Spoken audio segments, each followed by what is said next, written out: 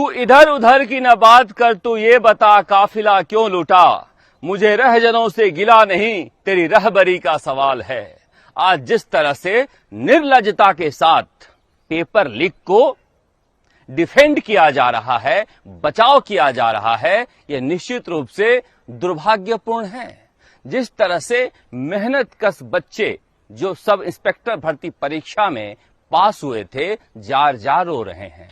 जिस तरह से पिछले कई सालों से मेहनत कश बच्चे जो मेहनत करने के बावजूद परीक्षा में चयन से बाहर रह गए थे, जार जार रोते रहे, उन सब पर माफी मांगने के बजाय जिस तरह से दलीलें दी जा रही है, इसे निर्लजता नहीं तो और क्या कहेंगे। आज बात करेंगे कि किस तरह से पेपर लीक को लेकर सियासत हो रही है और सियासत के पीछे की कहानी क्या है। क्या राजस्थान सरकार दुविधा में है? मुख्यमंत्री भजनलाल शर्मा ने भरे मंच से ऐलान कर दिया, तो फिर जोगाराम जी के पास तो लॉ की डिग्री भी है, संशय में क्यों है हाईकोर्ट के फैसले को लेकर। डॉक्टर किरोड़ीलाल मीणा और हनुमान बेनीवाल के बीच युद्ध से कांग्रेस इतना प्रफुल्लित क्यों है? और क्या राजस्थान में पेपर लीक का खुलासा हो पाएगा? क्या सचिन पायलट की बढ़ती लोकप्रियता कांग्रेस के अंदर बिहार में जिस तरह से राहुल गांधी के साथ वो कंधे से कंधा मिलाकर काम करते हुए नजर आए, कांग्रेस का बचाव जमकर करते हुए नजर आए, अशोक गहलोत को पेपर लीक से ज्यादा विचलित कर रहा है। आज इन तमाम बातों पर विस्तार से इसका विश्लेषण करेंगे, मगर जिस तरह से आज सुबह सुबह करीब 10 बजे के आसपास अशोक गहलोत के मीडिया सलाहकारों ने ये खबर डाली कि 10:30 बजे पूर्व मुख्यमंत्री अशोक गहलोत कांग्रेस मुख्यालय जाएंगे। कांग्रेस के पूर्व नेता स्वर्गीय नाथूराम मिर्धा जी की पुण्यतिथि पर श्रद्धांजलि देने के लिए यह बात समझ में आ गई थी कि आज अशोक गहलोत तय कर लिए हैं कि सब इंस्पेक्टर भर्ती परीक्षा को लेकर अपनी सफाई पेश करने जा रहे हैं। 5 सालों में कभी इन बड़े नेताओं के, महान नेताओं के पुण्यतिथि इन्हें याद नहीं आई थी जब सत्ता में थे, मगर हर बार इनके श्रद्धांजलि के बहाने ये सियासत करने चले जाते हैं, उनकी पुण्यात्मा को भी कष्ट पहुंचता होगा। आज जाना था, चले गए, जाकर जिस तरह की दलीलें देने शुरू की, मैंने कहा ना, ये बाघ का कलेजा लेकर आए हैं। रिसर्च होना चाहिए इनके दुस्साहस पर। क्या कह रहे थे? देश भर में पेपर लीक हो रहा है, बताइए जुडिशरी में हो रहा है और गुजरात में भी हुआ। आप ये कहते हुए आपको अब तो क्या कहें, कुछ महसूस नहीं होता। ये महज पेपर लीक माफिया की बात नहीं है। जितनी जगह के आप नाम लिए, वो पेपर लीक माफिया वहां पर घुन की तरह लगे हुए थे, मगर ये पेपर लीक आपने किया है। आप कहेंगे मैंने कैसे किया है? आपने ही बाबूलाल कटारा को वहां पर रखा था, और बाबूलाल कटारा को सारी परीक्षाओं का इंचार्ज कौन बना रहा था? क्या जयपुर से फोन जा रहे थे कि बाबूलाल कटारा जैसे प्रतिभाशाली व्यक्ति को ही अमुक अमुक परीक्षाओं का इंचार्ज बनाना है? क्या इस पर भी कोई जांच होगी?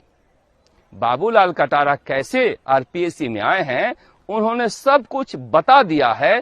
तोते की तरह इसे रिकॉर्ड पर लेने का साहस भजनलाल शर्मा को करना चाहिए, क्योंकि जब हनुमान बेनीवाल साठगांठ की बात करते हैं तो फिर बीजेपी के लिए अग्नि परीक्षा है कि इस आरोप से वो बाहर निकल के दिखाएं।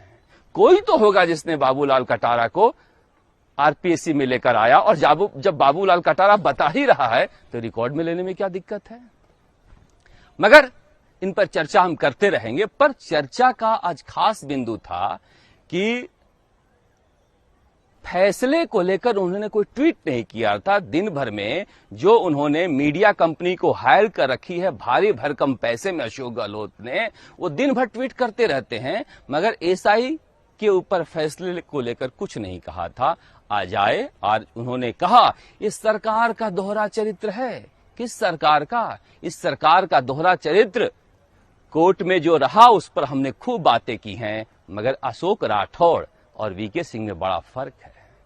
जिस एसओजी में आज जांच हो रही है, उस एसओजी में मनोहर कहानियां छपती थी कि सचिन पायलट को कैसे देशद्रोह के मुकदमे में फंसाया जाए कि वो सरकार गिराने में लगे हैं। इसमें कहानियां गढ़ी जाती थी कि गजेंद्र सिंह शेखावत को कैसे फंसाया जाए। इसमें जांच नहीं होती थी। ये फर्क है सरकार के चरित्र और दोहरे चरित्र में। इसलिए आज जो फैसला आया है उस फैसले को लेकर आपको सम्मान करना चाहिए। कोर्ट का जब सम्मान करते हैं तो, अगर नहीं करते हैं तो फिर खुलकर कहना चाहिए और उन लोगों से माफी मांगनी चाहिए जो भरतपुर से लेके, धौलपुर से लेके, जयपुर से लेकर पढ़ने वाले बच्चे जार जार रो रहे हैं, उनके माँ बाप रो रहे हैं। ये अन्याय है उन पढ़ने वाले बच्चों के साथ, मगर जो महाअपराध आपने किया है उसमें ये होना ही था, ये बलिदान उनका होना ही था। इसके अलावा कोई उपाय था नहीं। इसलिए उनसे माफी मांगते, उन सारे बच्चों से माफी मांगते जो पिछले 4 सालों से लड़ रहे हैं। तो पता नहीं किन किन राज्यों में कहां कहां पेपर आउट हो रहे हैं, उनकी कहानी सुनाने चले गए। जुडिशरी में जो पेपर आउट कर रहे थे यही गैंग था। और जगदीश बिश्नोई का कनेक्शन कहां कहां था आपको पता नहीं था क्या? जब डॉक्टर क्यूरीलाल मीणा ये बात कर रहे थे कि रीट परीक्षा को सुरेश ढाका का गैंग लीक कर रहा है, सेकेंड ग्रेड परीक्षा का प्रश्न पत्र लीक कर रहा है, तो डोटासरा जी बयान दिया करते थे कि एक गैंग वाला दूसरे गैंग की खबर दे रहा है डॉक्टर क्यूरीलाल मीणा को। याद है यह बयान गोविंद सिंह डोटासरा जी का, शिक्षा मंत्री का? ये क्यों दे रहे थे? उनको पूरी कहानी पता थी कि जगदीश बिश्नोई जो है वो पूरी खबर दे रहा है रीट पेपर लीक को लेकर और सेकेंड ग्रेड पेपर लीक को लेकर। लेकिन ये तब भी चुप थे जब इतनी बड़ी बातें उस समय बोले थे। एक गैंग दूसरे गैंग की जानकारी दे रहा है तो उस गैंग को पकड़ लेते आप, मगर आप लोगों ने कुछ भी नहीं किया।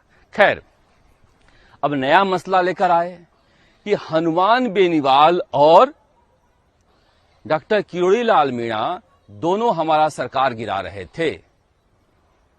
हनुमान बेनीवाल ने तो पहले दिन ही कह दिया था कि हमारे पास जो विधायक हम सचिन पायलट को देते हैं। सियासी संकट में भी कह दिया था कि हमारे पास जो विधायक है हम सचिन पायलट को देते हैं। अब बचा क्या था? डॉक्टर क्यूरीलाल मीणा उस समय पेपर लीक के खिलाफ आपकी सरकार के खिलाफ लड़ ही रहे थे। तो जाहिर सी बात है इसमें नया क्या है? नया जो अगर था, सरकार गिराने की साजिश थी, तो आपने सोनिया गांधी का इज्जत गिरा दी 25 सितंबर को। आप सचिन पायलट के खिलाफ उस साजिश का सिरा नहीं ढूंढ पाए। अगर नहीं ढूंढ पाए और झूठ बोले थे तो उसके लिए माफी मांगिए, अगर नहीं ढूंढ पाए तो उस नाकामी के लिए माफी मांगिए। अब आरोप लगाने का क्या मतलब है जब उसके बाद आप 4 साल तक सत्ता में रहे और उसके बाद भी आप कुछ भी, आपकी एसओजी, आपकी एसीबी जानकारी इकट्ठा नहीं कर पाई, जबकि कई अधिकारी पुलिस वाले कहते हैं कि उन्हें बर्फ में सिर्फ इसलिए लगा दिया गया क्योंकि मुख्यमंत्री निवास में उन्हें बुलाकर कहा गया था कि तुम जाओ और उन विधायकों को हरियाणा से उठाकर लाओ, पुलिस की फोर्स लेकर जाओ। उन्होंने मना कर दिया कि हम सियासी टूल नहीं बनेंगे। ये सब तमाशा चल रहा था। उन तमाशों पर आज बात करने का मौका नहीं है, मगर ये इस बात को लेकर क्यों आए हैं? इस बात को लेकर इसलिए आए हैं कि सचिन पायलट और राहुल गांधी की जोड़ी 2 दिनों तक बिहार में धूम मचाती रही। जिस तरह से खुली गाड़ी में बैठकर दोनों घूम रहे थे, पूरे देश में कहा गया कि कांग्रेस की एक नई तस्वीर है। जिस तरह से 2 दिनों तक दरभंगा, बेतिया और पटना में राहुल गांधी ने जमकर कांग्रेस की तरफ से मोर्चा संभाला, अशोक गहलोत को सबसे कुछ विचलित करता है तो वो सचिन पायलट कांग्रेस के अंदर विचलित करते हैं। और ये सच है, किसी से भी आप पूछ सकते हैं। गोविंद सिंह डोटासरा भी एक समय परेशान हो गए थे इन चीजों से कि घूम फिर के ये वहीं आ जाते हैं। मगर अब कांग्रेस को साधुवाद देना चाहिए कि पूरी वोट चोरी यात्रा के दौरान अशोक गहलोत को नहीं बुलाया गया। इसलिए नहीं बुलाया गया कि बिहार में पेपर लीक एक बड़ा मुद्दा है और अशोक गहलोत सरकार में कोई पेपर ही नहीं छोड़ा गया जो लीक नहीं हुआ था। उन्होंने कहा कि एक तो वसुंधरा सरकार बना के गई थी रामू राम राई का। साहब, चुनाव से 3 महीने पहले बनाकर गई थी। पूरे कार्यकाल उन्होंने आपके ही कार्यकाल में गुजारा है और ये जो कांड किया है उन्होंने आपके ही कार्यकाल में किया है। और आपने तो कैमरे पर खुलेआम स्वीकारा है कि हम कैसे बनाते हैं आरपीएससी में। माफी मांगी है कि एक चुनाव लड़ने के लिए एक व्यक्ति आया, जाकिर गेसावत, और उन्होंने कह दिया हमने बना दिया और अब मुझे मेरा फोन नहीं उठा रहा है। आपने तो प्रोसेस ही समझा डाला है। मगर खैर छोड़िए, उन चीजों में जाने का वक्त नहीं है। पर इन गड़े मुर्दों को उखाड़ने से कुछ नहीं होगा। आपको जितनी भी परीक्षाएं हुई है कांग्रेस सरकार के दौरान, जितनी भी परीक्षा हुई है वसुंधरा सरकार के दौरान, दोनों को राजस्थान की जनता से माफी मांगनी चाहिए। कोई जिम्मेदारी भी लोकतंत्र में होती है। आज वसुंधरा राजे धौलपुर में कह रही हैं कि भगवान राम को भी वनवास झेलना पड़ा था। भगवान राम तो एक महान कार्य के लिए गए थे वनवास में। वो क्यों गई है वनवास में, उन्हें बताना चाहिए। कारावास में तो महात्मा गांधी भी गए थे।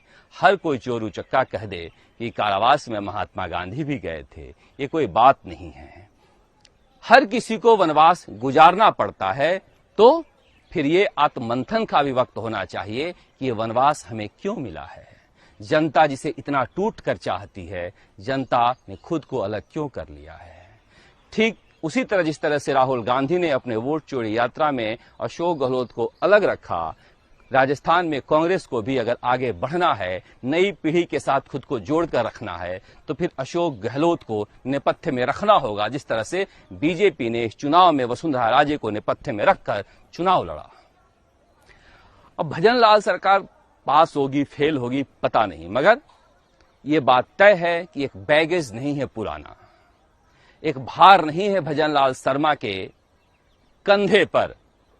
अगर किसानों के लिए खाद बीज नकली बन रहे हैं, उसका खुलासा कर रहे हैं, डॉक्टर किरोड़ीलाल मीणा कार्रवाई कर रहे हैं, तो मुख्यमंत्री निवास से नहीं रोका जा रहा है। वीके सिंह अगर धड़ाधड़ कार्रवाई कर रहे हैं तो फिर मुख्यमंत्री निवास से नहीं रोका जा रहा है। ये राजस्थान तक के कैमरे पर एडीजी वीके सिंह कह रहे हैं। ये बड़ी बात है, मगर कहीं तो रोका जाना चाहिए। जोगाराम पटेल कानून मंत्री इतने बड़े फैसले को लेकर कह रहे हैं कि नहीं, कोर्ट ने नहीं कहा है कि सब इंस्पेक्टर भर्ती परीक्षा को रद्द करना चाहिए, हम इसका अध्ययन कर रहे हैं।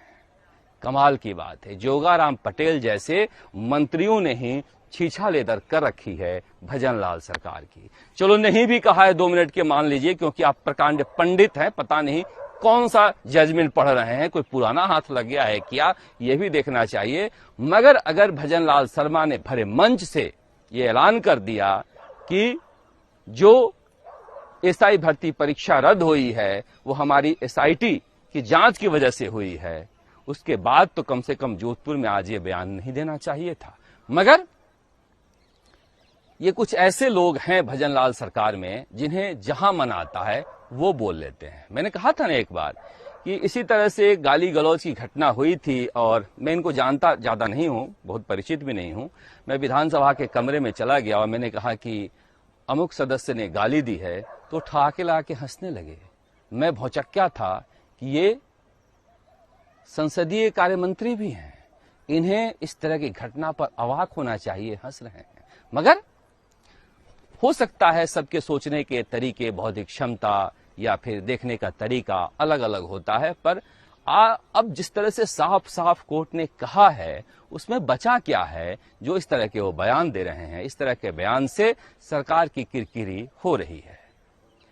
अब बहुत सारे लोग इस बात को लेकर कह सकते हैं कि भजन लाल शर्मा क्रेडिट क्यों ले रहे हैं, ये तो कोर्ट ने रद्द किया है। मगर एक तरह से देखिए तो ये भजन लाल शर्मा ने बेहद सधा हुआ वक्तव्य दिया है और एक तरह से कहा जाए तो बहुत चतुर चाल चली है। जांच के लिए पूरी छूट दे दी और इस विवाद में नहीं पड़े कि यह परीक्षा रद्द होनी चाहिए या नहीं होनी चाहिए। कमेटी खेलते रहे, कोर्ट में वकील के जरिए खेलते रहे और लड़ते रहे।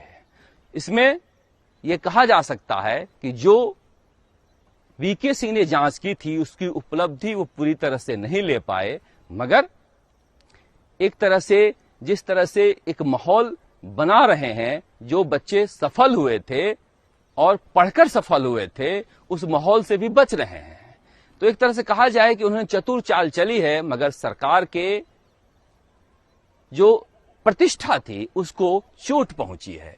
पहले ही दिन अगर सरकार ने फैसला कर लिया था, गृह मंत्रालय ने फैसला कर लिया था, डीजीपी ने फैसला कर लिया था, उस सबके मुख्यमंत्री हैं, और कमेटी ने भी फैसला कर लिया था जो मुख्यमंत्री ने बनाया था, तो फिर यू टर्न का क्या मतलब रहा, जिसकी वजह से ये सारा बखेड़ा खड़ा हुआ है। मगर ये बखेड़ा नहीं खड़ा होता तो फिर अशोक गहलोत की पूर्ववर्ती सरकार की पखिया भी नहीं उखड़ती। हनुमान बेनीवाल और किरोड़ीलाल मीणा दोनों लड़ पड़े। लड़ इसलिए पड़े कि दोनों ही दिल के सीधे और भोले हैं। जो जुबान में आ जाता है वो कह डालते हैं, और दोनों से ही बातें करने बैठो तो आप हंस हंस के लोटपोट हो जाते हो। आपकी कितनी भी तबीयत खराब रहे, दर्द में कराहते हुए रहो, और हनुमान बेनीवाल का फोन आ जाए तो आप फोन रखने के बाद भी घंटों कह कहे लगाते हुए रह सकते हो। यही हाल डॉक्टर किरोड़ीलाल मीणा का है। और अमूमन भावुक व्यक्तियों को ही गुस्सा आता है। ये आगे भी लड़ेंगे, लड़ते रहेंगे, क्योंकि जनता का जो नेता होता है वो क्यों लड़ रहा होता है, उसके अंदर एक भूख होती है कि जनता हमारी इस लड़ाई को एक्नॉलेज करो। किसी को पैसे की भूख होती है, किसी को पावर की भूख होती है, किसी को जनता के प्यार की भूख होती है। इन दोनों नेताओं को जनता के प्यार की भूख है, तो जन समर्थन के लिए लड़ पड़े आपस में। इसे आप क्रेडिट कह लीजिए या कुछ और कह लीजिए, देखने का नजरिया अलग हो सकता है, मगर इन सबसे ज्यादा समझदार वो बच्चे निकले जो शहीद स्मारक पर बैठे हुए थे। उन बच्चों ने लगातार दोनों ही नेताओं के पक्ष में नारे लगाए, दोनों ही नेताओं का स्वागत किया। जब ये इन्हें समझ में आया कि हमने क्या किया, तब तक बहुत कुछ बिगड़ गया था, और इसी का फायदा उठाकर अशोक गहलोत खेलते हुए नजर आए, जब उन्होंने कहा कि दोनों हेलीकॉप्टर लेकर घूम रहे थे और हमारी सरकार गिराने में लगे हुए थे। हनुमान बेनीवाल को उन्होंने बुलाकर कहा था कि कैबिनेट मंत्री बन जाओ। हनुमान बेनीवाल ने त्याग दिया था और सचिन पायलट को 3 विधायकों का समर्थन दिया था। किरोड़ीलाल मीणा को बुलाकर कहा था कैबिनेट मंत्री बन जाओ। उन्होंने उनकी पत्नी गोलमा देवी को बनाया था। गोलमा देवी कैबिनेट मंत्री का पद या राज्य मंत्री का पद छोड़कर चली गई। तो ये नहीं कहा जा सकता है कि सत्ता के लिए लड़ रहे थे या सत्ता के लिए लड़े हैं। अशोक गहलोत के बड़े ऑफर को, जिसके लिए लोग सरकार गिरा सकते थे और गिराते हैं, ये दोनों नेता छोड़कर आए थे। उस दिन जब ये दोनों झगड़े तो फिर हमारी बातचीत दोनों से हुई थी, मगर हमने दोनों के यहां ही नहीं जाने का फैसला किया इंटरव्यू लेने के लिए, क्योंकि हमें लगता है कि पता नहीं, मेरी एक आदत है कि मैं चाहता नहीं हूं कि नेता आपस में लड़ें।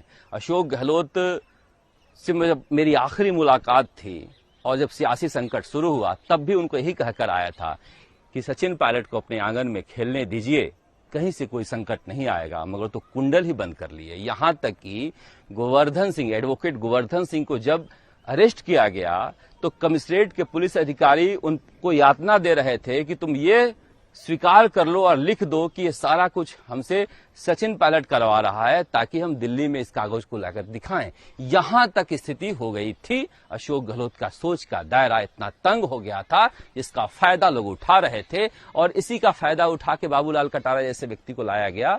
बांसवाड़ा के 2 मूर्धन्य नेताओं ने लिया, जो सियासी संकट में उस समय अशोक गहलोत के खेवनहार बने हुए थे, और वही उसका फायदा उठाकर घुसाए थे। खैर, मैं कह रहा हूं दोनों नेताओं का इंटरव्यू मैंने नहीं लिया, क्योंकि मुझे लगता है कि कहीं भी किसी भी नेता को आपस में लड़ाने का मतलब नहीं है। सचिन पायलट को मैं इसलिए ज्यादा पसंद करता हूं कि उस व्यक्ति के पास आप बैठकर किसी भी नेता की शिकायत नहीं कर सकते हैं। एक धनात्मक सोच होती है, एक पॉजिटिव थिंकिंग होती है, जहां पर पत्रकार कम बैठना पसंद करते हैं, क्योंकि बदकूचन कह लीजिए या फिर चुगलखोरी कह लीजिए वहां पर ज्यादा चलती नहीं है। सब्र का समंदर है, पता नहीं क्या क्या सह जानने की क्षमता है, और भाषा में एक ऐसा संयम है कि आप जितना भी विरोध करें आप खींचे चले आते हैं। इसलिए कभी भी इन नेताओं के बीच अगर कोई कटुता होती है तो बुरा लगता है, क्योंकि ये जनता के नेता हैं और इनके समर्थक जो हैं वो ज्यादा उग्र होकर एक दूसरे को गाली देना शुरू कर देते हैं। ये परिस्थिति और भी बुरी होती है, क्योंकि आप तब जन भावनाओं से हट जाते हो, जन मुद्दों से हट जाते हो और निजी आरोप प्रत्यारोपों में फंस जाते हो, जिसकी वजह से आखिर में नुकसान जो होता है वो जनता का ही होता है और नेताओं का तो होता ही है। फिर आपके मुद्दे उठाने वाले कमजोर पड़ते हैं। इसलिए मुझे लग रहा है कि आपस में एक समझौता हो गया है। एक ने कहा बड़े भाई हैं, दूसरे ने कहा हम माफी मांगते हैं, तो इस मसले को छोड़ देना चाहिए। हालांकि मसला उठता रहेगा। सियासत ऐसी चीज है कि जहां पर इस तरह के आरोप प्रत्यारोप लगते रहेंगे और लगते रहेंगे, इसलिए कि ये सियासी लड़ाइयां हैं। इसमें एक दूसरे को नीचे गिराकर उठने की कोशिश लगातार जारी रहती है। पर इन तीनों नेताओं में सचिन पायलट थोड़े जुदा हैं। चाहे जो आरोप लगा ले वो प्रत्युत्तर नहीं देते हैं। और आप लोगों ने सुना होगा शायद, हनुमान बेनीवाल ने कहा कि मुझे सचिन पायलट ने कहा था कि जाओ और डॉक्टर किरोड़ीलाल मीणा की मदद करो। ये सचिन पायलट के बड़े दिल की एक और बात कह गए हनुमान बेनीवाल गुस्से में। इसीलिए सचिन पायलट राजस्थान के बाकी नेताओं से थोड़े अलग हो जाते हैं। मगर मसला नेताओं का नहीं है, मसला मुद्दे का है, और वो मुद्दा जनता के हित में उठते रहना चाहिए। जब ये नेता आपस में निजी छीटाकशी से दूर रहकर मुद्दों के प्रति समर्पित रहेंगे तो फिर जनता का भला होता रहेगा। आप देखते रहे राजस्थान तक। नमस्कार। जयपुर से शरद कुमार।